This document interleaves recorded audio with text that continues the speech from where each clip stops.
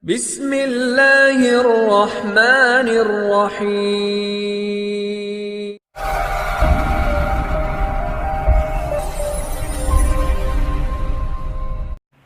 بسم الله الرحمن الرحيم. الصلاة والسلام عليك يا سيدي يا رسول الله وعلى آلك وأصحابك يا سيدي يا نور الله صلى الله عليه وسلم. فصل نمبر 9 مذکر و مؤنث. نهم نمبر فصل دی پدی کې مصنف علیه الرحمه مونږ ته مذکر او مؤنث خی. دلته فرمائی با اعتبار جنس کی اسم کی دو قسمیں ہے. نو دلته وی په اعتبار د جنس سره د اسم په دو قسمه دی، یو مذکر او بل مؤنث. اسم خو به وي نو اسم به بیا کله مذکر د پاره وي او کله به مؤنث د پاره وي. اوس به دلته مخکې مونږ ته مصنف علامات د مذکر او مؤنث ښایي چې کله به مذکر مونږ به یې څنګه پیژنو، یې وضاحت به کوي. اول نمبر مذکر وہ اسم ہے کہ جس میں علامت تانیث کی نہ لفظی ہو نہ تقدیری. وی مذکر هغه اسم دی په دې کې د علامات د تانیث نه لفظي وي، په لفظ کې موجود وي، نه تقدیری چې هغه پټ وي، پوشیده وي.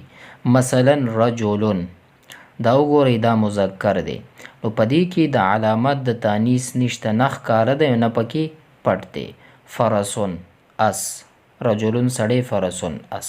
نو دا وګورئ مذکر هغه اسم دی چې په هغه کې علامت د تانیث نه لفظي وي او نه تقدیری وي، نو دې ته مذکر ویل کېږي. او مثالونه رجلن او فرسون.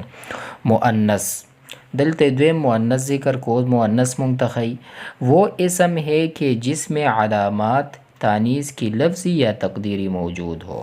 وی مؤنث هغه دی چې په هغه اسم دی چې په هغه کې علامات د تانیث لفظي یا تقدیری موجود وي.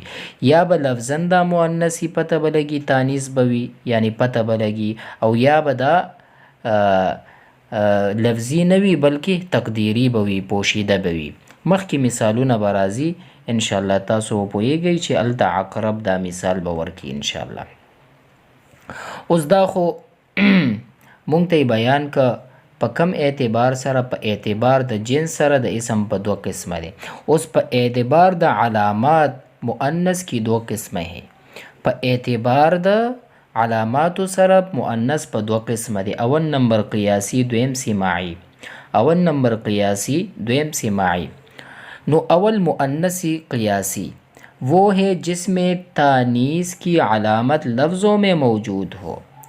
وی مؤنثی قیاسی هغه دی چې په هغه کې تانیث علامت لفظونو کې موجود وي، لفظونو کې موجود وي. تانیث کی لفظی علامات 3 ہے. نو دلته فرمای مؤنث قیاسی څه ته وایي؟ هغه ته وایي چې په هغه کې د تانیث علامت په لفظونو کې موجود وي، یعنی د مؤنث والی علامت په لفظونو کې موجود وي، او بیا لفظونو د تانیث علامت د چې دي دا 3 دي.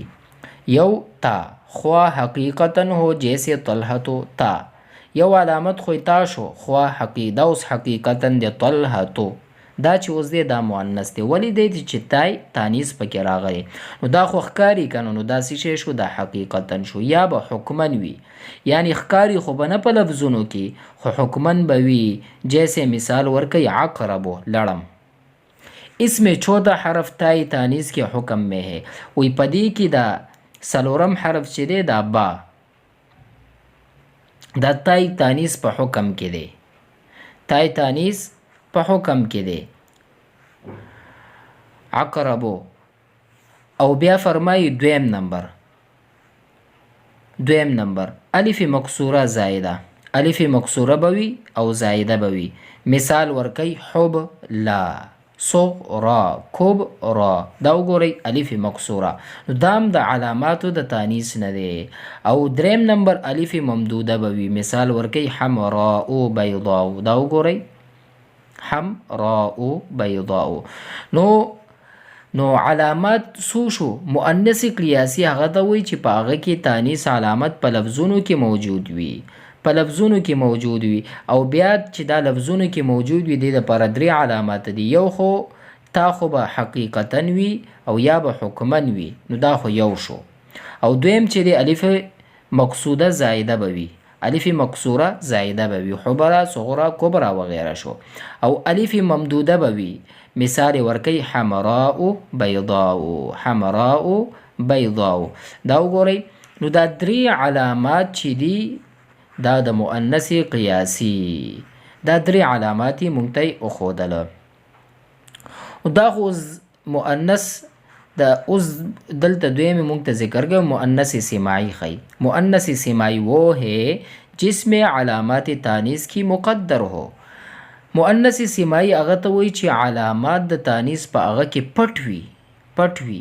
دا اوس وګورئ مثال اردن، دا اوس مؤنث دی. شمسن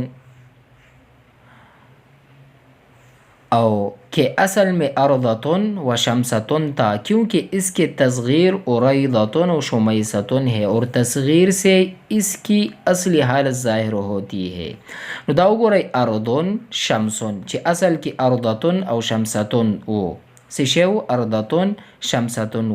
نو چې کله مونږ د تصغیر جوړولو نو څه شی جوړ شو؟ اریضتن او شمیستن شو. نو مونږ ویلیو چې کله یو حرف حذف کړی شي نو په تیر درس کې مونږ ویلیو نو چې کله مونږ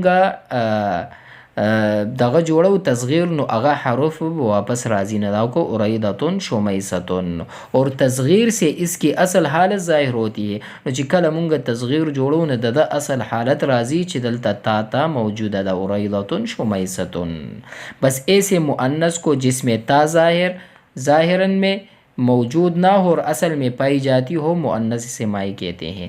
وی داسی مؤنث تا چې پدې کې تا ظاهرا موجود نه وي. دا سو ګورئ اردن شمسن پدې کې هم موجود نه دی خو اصل کې دا تا چې دی دا موجود وي. دا وګوره اردن شمسن دلته هم معلومیږي نه خو اصل چې کله مونږ تصغیر جوړو اریضتن شمیستن دلته تا راځي نو دې ته څه وایي؟ مؤنث سماعی ویل کېږي، مؤنث سماعی ویل کېږي. اوس دلته په اعتبار د ذات د مؤنث په دوه قسمه دی.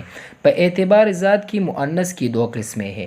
نو دلته په اعتبار د ذات سره د مؤنث په دوه قسمونه دي، یو حقیقی دا او دویم لفظی دی. یو حقیقی بل لفظی. اول نمبر مؤنث حقیقی وہ ہے جس کے مقابلے میں جاندار مذکر ہو.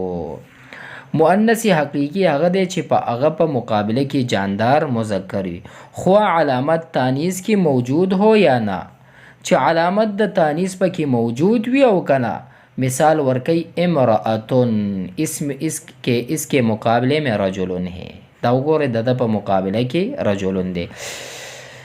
نو مؤنث حقیقی هغه ته وایي چې په هغه کې په داغې په مقابله کې جاندار مذکر وي خو علامات تانیث وي او کنه وي. اوس وګوره امرأتن دلته غوښته رجلن، دا وګوره د په مقابله کې دا دی نو دا مؤنث حقیقی دی. اوس اتانن دا وګورئ علامت پکې نشته، علامت د تانیث نشي گدی یعنی خرا اور اس کے مقابلے میں حمارن گدا ہے. دا وګورئ اتانن حمارن دا مذکر او دا مؤنث. او دلته وګورئ دلته علامت د تانیث نشته او دا بیا مؤنث د پاره استعمالیږي. ولی مؤنث ته ځکه چې د په مقابله کې بل شته دی چې حمار دی نو دا مؤنث د پاره استعمالیږي. نو مؤنث حقیقی هغه ته وایي چې په هغه په مقابله کې جاندار مذکر وي. دا اوس وګورئ اتانون دی د په مقابله کې مذکر حمارون دی نو دا څه شی شو؟ دا مؤنث حقیقی شو. نو علامت د تانیث خو ظاهرا پکې نه ښکاري خو د په مقابله کې حمارون دا جاندار مذکر شته دی نو دې ته مؤنث حقیقی ویل کیږي. او دویم نمبر چې دی مؤنث لفظی. مؤنث لفظی وہ ہے جس کے مقابلے میں جاندار مذکر نہ ہو. مؤنث لفظی چې هغه په مقابله کې جاندار مذکر نه وي، مذکر یعنی د هغه په مقابله کې مذکر نه وي، لکه ظلمتن ظلمتن دته په مقابله کې نشته عینن کہ اس کے تصغیر میں عینتن ہے. نو دا وګورئ د دې په مقابله کې جاندار مذکر نشته خدا سی شی دی دا مؤنث لفظی دی. نو مؤنث لفظی وہ ہے جس کے مقابلے میں جاندار مذکر نہ ہو جیسے ظلمتن. د په مقابله کې اوس مذکر نشته. عینن کې اصل کې تصغیر عینتن ہے. ښه نو زموږ سبق پوره شو مذکر او مؤنث. نو ان شاء الله امید لرم چې تاسو په دې باندې به پوه شوي. اول په اعتبار د جنس سره اسم په دوه قسمه کو مذکر او مؤنث. بیا هغه نه پس 3 علامات یې وښودل چې دا علامات به حقیقتا وي یا به حکما وي، یا طلحتو یا حکما عقرب. او په دې کې سلورم حرف بتای تانیس په حکم کې وی لکه با.